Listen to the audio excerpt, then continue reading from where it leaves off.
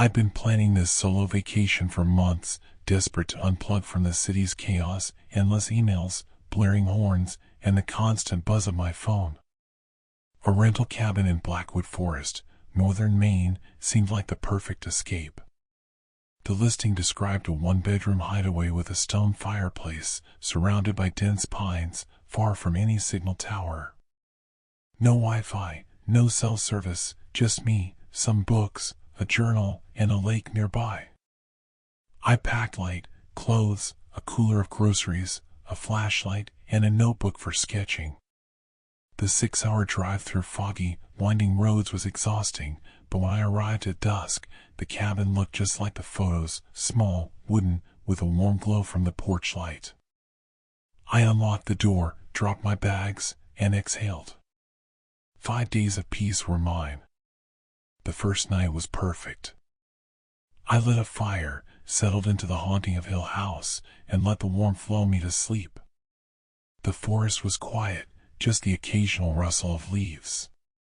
Morning meant coffee on the porch, the lake sparkling faintly under a cloudy sky. I swam, the water biting but refreshing, then spent the afternoon sketching the pines. But by evening, a strange unease crept in. The air felt heavy, like before a storm, though the sky was clear. I locked the door, checked the windows, and chalked it up to city paranoia. Still, I slept lightly, the silence louder than I expected. On the second night, I woke to a sound, a faint thump outside, like someone walking slowly around the cabin. I grabbed the flashlight, its beam shaky, and peered through the window. Nothing but trees. The thumping stopped, but my pulse didn't. I stayed up, straining to hear more, but the night stayed quiet. At dawn, I checked outside, no footprints, no signs of anyone. Maybe an animal, I told myself, but the thought didn't settle me. I made coffee, hands unsteady, and tried to read, but my focus was shot. The forest felt too close, the trees watching. By day 3, things got weirder. I found the front door slightly open, though I'd locked it tight. My journal, left on the kitchen table, was flipped to a blank page with a single sentence scratched in messy handwriting, "Go home." It wasn't mine. My heart raced as I searched the cabin, windows shut, back door locked, no one inside. I checked my car, it was fine, but I wasn't ready to leave yet. I grabbed a kitchen knife and sat by the fire, jumping at every creak. That night, the thumping came back, heavier, like boots on gravel, circling the cabin. I didn't dare look outside. I just sat, knife in hand, until dawn. Day 4, I decided to get out. I packed my duffel, hands shaking, and ran to the car. The key turned, but the engine wouldn't start. I tried again, nothing. The battery had been fine yesterday. Panic hit hard. I went back inside, wedged a chair against the door, and gripped the knife. Around noon, I heard voices outside, low, muffled, like people arguing just out of earshot. I peeked through the window but saw no one. The voices stopped when I opened the door, the forest empty. That night, the thumping was relentless, joined by scratching sounds, like nails on the cabin walls. I called out, voice cracking, demanding who was there. No answer, just more scratching.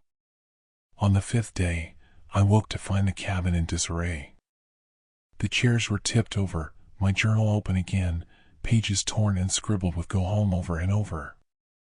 My groceries were scattered, cans dented, as if someone had rifled through them. I checked the car again, still dead. I walked the path to the main road, hoping to flag someone down, but the trail seemed longer, the trees denser than before. My flashlight died halfway, though I'd put in fresh batteries. By dusk, I was back at the cabin, exhausted, defeated. The voices returned, clearer now, whispering my name, telling me I didn't belong. I barricaded myself inside, knife clutched tight. That night, the noises stopped abruptly.